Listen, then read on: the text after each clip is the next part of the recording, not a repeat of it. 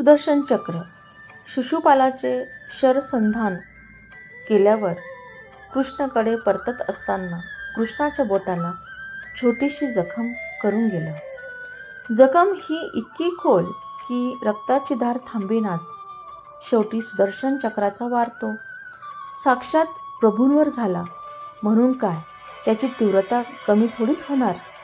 राजवैद्य व त्यांच्या सहकाऱ्यांनी खूप धावपळ केली.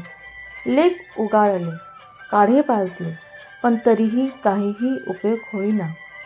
शेवटी नारद मुनी तिथे आले. म्हणाले, प्रभू, ही कुठली लीला तुमची? सारे उपाय थकले, आता आपणच उपाय सांगावा. कृष्ण म्हणाला, अरे नारदा, लीला कसली त्यात? एक साधी जखम तर आहे, होईल बरी आपोआप. त्याचं एवढं काय घेऊन बसलात? नारद म्हणतात, प्रभू, जो विश्वाचं कल्याण व्हावं म्हणून अहोरात्र झटतो, त्याच्या जखमेतून रक्ताची सतत धार वाहत आहे. त्या प्रभूला वेदना होत आहेत व आम्ही काहीच करायचे नाही म्हणता असं कसं शक्य होईल? कृपया उपाय सांगावा.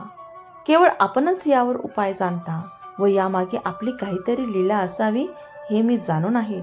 नारद मुनी ऐकेनाच. तेव्हा शेवटी कृष्ण म्हणाला, ठीक आहे नारदा, एक तर उपाय. सुभद्रेच्या घरी जा व तिला म्हणावं तुळशीचा लेप दे व तो लेप बोटाला बांधायला एक चिंधी दे. तिथं जर काम झालं नाही तर मग द्रौपदीकडे जा. नारद मुनी सुभद्रेकडे गेले. लेप व चिंधी मागितली. सुभद्रेने दासींना आज्ञा केली की तुळशीचा रस काढा. तुळशीचा रसाचा लेप तर तयार झाला. त्याला रत्नजडीत सोन्याच्या भांड्यात ठेवण्यात आलं व नारद मुनींकडे सुपूर्द करण्यात आलं. नारद मुनी म्हणाले, सुभद्रे, अगं लेप तर छान दिलास, पण चिंधी कुठे आहे?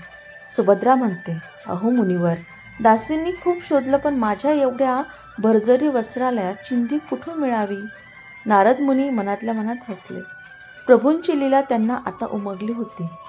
सुभद्रेचा निरोप घेऊन तिचा लेप न घेताच लगबगीने ते द्रौपदीकडे रवाना झाले.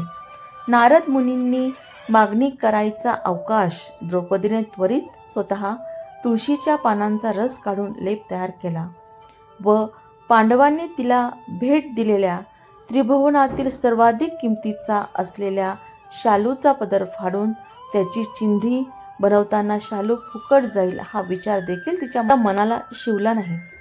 मनात विचार होता केवळ आणि केवळ कृष्णाला लवकर बरं कसं वाटेल हा. असा लेप व चिंधी कृष्णाच्या बोटाला लावून त्याची रक्ताची धार तर लगेच थांबलीच व जखम देखील भरून आली. या चिंधीचे मोल मी एक दिवस नक्की चुकवीन असे कृष्ण म्हणता झाला व वस्त्रहरण होताना त्याच करंगळीतून द्रौपदीला वस्त्र पुरवित राहिला. रक्ताच्या नात्यापेक्षाही कधीकधी मानलेली नाती अधिक जवळची ठरतात. जेव्हा नात्यात व्यवहार डोकवत नाही, फायदा तोटा यांचे गणित आड येत नाही, बेधडक जे काही करायचं ते केलं जातं, ती नाती खरी, बाकीचे फक्त व्यवहार. अशा नात्यांनी शरीराच्या जखमा भरल्या जातातच, पण मनावर झालेले असंख्य वार ही या नात्यांच्या एका हुंकरीने बरे होतात. चिंधी बांधते द्रौपदी हरीच्या बोटाला.